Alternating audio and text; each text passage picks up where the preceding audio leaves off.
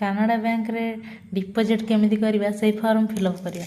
Fast आमर एठी लिखा है शाखा बा ब्रांच ब्रांच नाम जहाँ थी आम से लिखिया। आमर ये ब्रांच ना हो मिर्जापुर मिर्जापुर लिखले तारीख जो तारीख डिपोजिट करबा से तारीखटा दबा।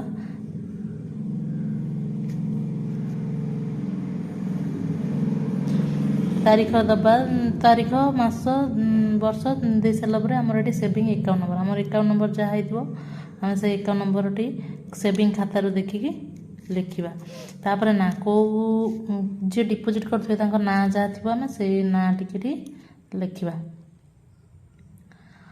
तो तापर एठी तापर लिखा केते टंका आम डिपोजिट करवा। धर 500 टंका डिपोजिट करिया 500 टंका लिखा ताको पुणी इंग्राजी लिखा 500 ओनली। तापर एठी पुणी एठी लिखा 500 टंका एठी धर जे डिपोजिट नाटा लिखिदबा।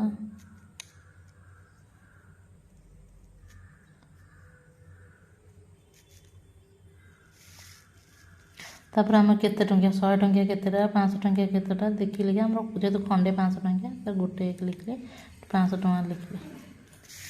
एठी से भाई आमर ब्रांच ना लिखा मिर्जापुर